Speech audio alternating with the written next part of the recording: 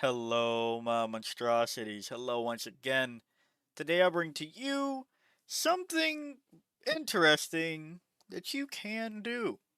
Now, the Nemesis Claw got a datasheet for 40k recently. You've probably seen everybody's video on it initially already. But I am going to do what I think I can do to bring to you something interesting for your Nemesis Claw to go into. First off, let's talk about what they do. Visions of Suffering. Each time a model in this unit makes an attack that targets an enemy unit that is below its starting strength, add 1 to the hit roll. Below half strength, add 1 to the wound roll. We've seen that before. The thing we haven't seen is Voice Eater. Enemy units, excluding monsters and vehicles, cannot be targeted with stratagems while they are within engagement range of the bearer's unit. Uh, that's pretty darn nice. It's Battle Shock without the Battle Shock synergy, so like they keep their OC and you can't turn on your other things that you'll probably have when you are playing this with your Night Lords and Deceptors. But if there's no stratagems, even better.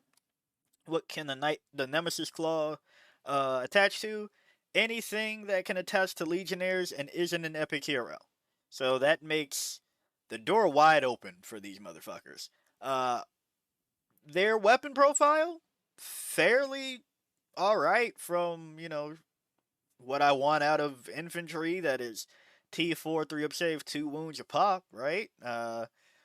We'll see that their price is I would call a little bit steep, but there are options overall. So this will be for the more dedicated chaos players to tell me if it's worth it.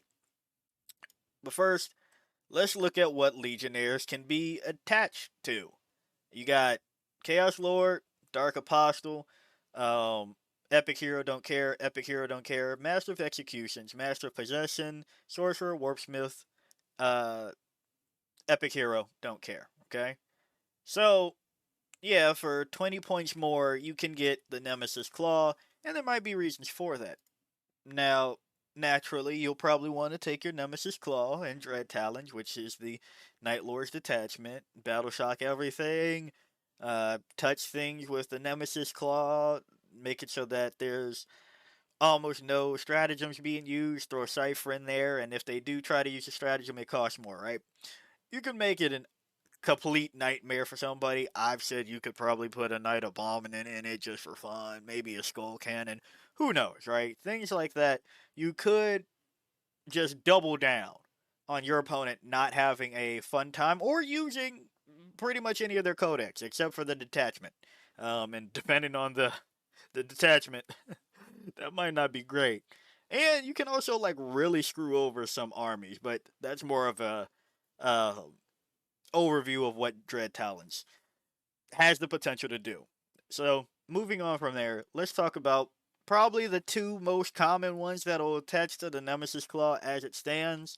The Chaos Lord, that has Lord of Chaos once per battle round. One unit from your army with this ability can use it. When its unit is targeted with a stratagem, reduce the cost by 1 CP. Chance for glory once per battle. At the start of the fight phase, this model can use this ability. If it does, until the end of the phase, improve the strength, attacks, AP, and damage characteristics of melee weapons equipped by this model by 1. Stock standard Chaos Lord, you can put it on him. Then we have the Master of Executions, who can also be put onto the unit even if there's another character attached to the unit. So, pretty good there. Starting off strong, and this is probably the better option of things so far as to what you can directly put on, right? Warp-Sighted Butcher. While this model is leading a unit, each time a model in that unit makes a melee attack that targets a unit that is below its starting strength, you can re-roll the hit roll. If that unit is below half strength, you can re-roll the wound roll as well. Each time this model destroys an enemy character model, you gain 1 CP. Alright, Master of Executions, you're up. You're looking pretty nice. You are going to be giving reroll hit rolls and reroll wound rolls in melee for things that want +1 to hit and +1 to wound. That's pretty darn good. Now, we do the thing as to where there might be some flavor into which you could still bring them. You don't have to do the complete Space Marine thing of taking, I don't know, Space Wolves and Stormlands and uh, Dark Angels and Gladiators, nothing like that. You can make it so that technically you're still running Night Lords. What do I mean? Let's go to Deceptors, shall we? Deceptors, in the declare battle formation step, you can select the number of legionnaires and cultist mob units from your army. Until the end of the battle, those units and any character units attached to them, excluding epic heroes, have the infiltrator's ability. The maximum number of units you can select in this way depends on the battle size as shown below. Alright, that's not the most powerful of the detachment rules, and let's just triple check. It doesn't necessarily have the keyword of Legionnaire. So, where would I be going with this? So, what if we gave our leader an enhancement? Probably the Chaos Lord on this one, right? What if we gave it Soul Link? Okay? That meaning that at the start of your command phase, right? Just making sure you can see that can go on the Chaos Lord. You can select one other Heretic Astartes infantry character model from your army, excluding epic heroes. Until the start of your next command phase, the bearer gains the psychic keyword and replace the bearer's datasheet abilities with the datasheet abilities of the character you selected. Okay, you can probably see where I'm going with this. Now, it's already weird enough that the Nemesis Claw can, bump somebody out the way to take the spot of Legionnaires, but what if the captain does it too? Now, this does mean you would need that infantry character in your army, but who's to say that you wouldn't?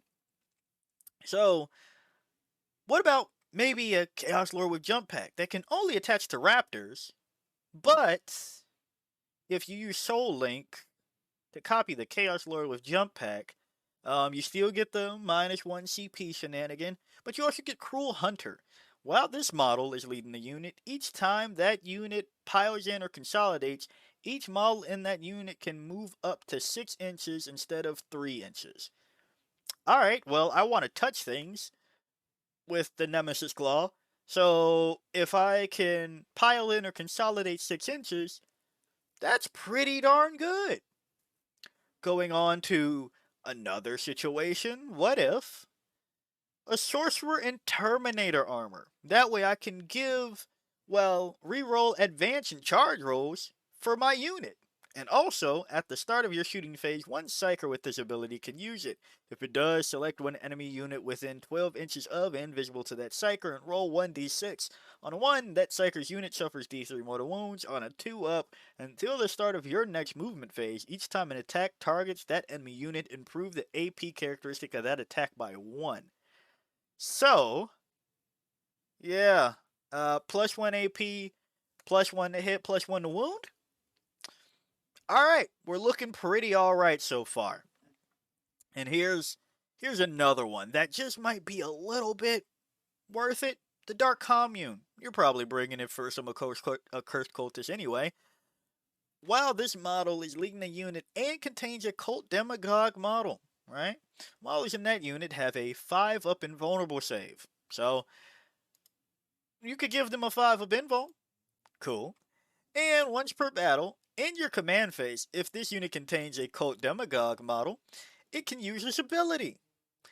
If it does, until the end of the turn, this unit can declare a charge in a turn in which it advanced, and each time a model in that unit makes an attack, add 1 to the hit roll and add 1 to the wound roll.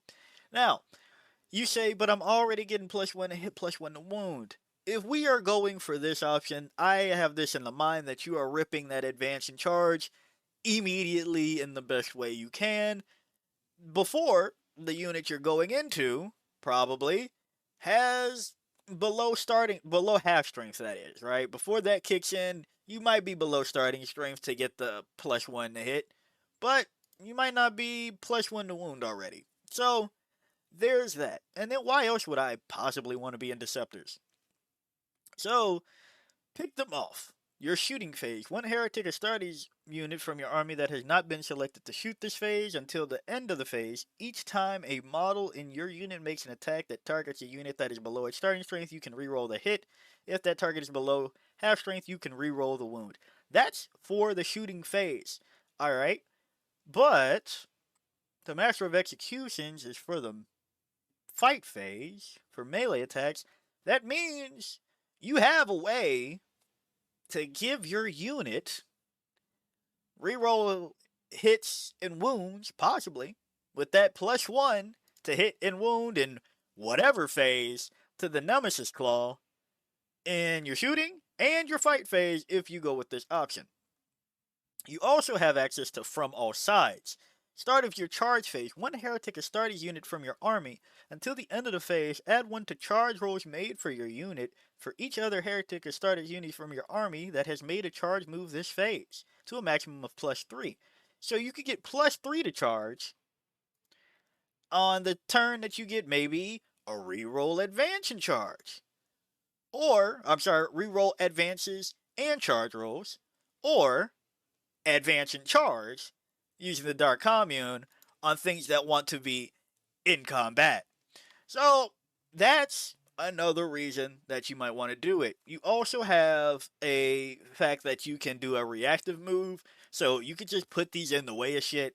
Your opponent's movement phase just after an enemy unit ends a normal advance or fallback move. One Heretic Astartes infantry or Heretic Astartes mounted unit from your army that is within 9 inches of that enemy unit and not within engagement range of 1 or more enemy units. You can make a normal move of up to 6 inches. Just put them in the way.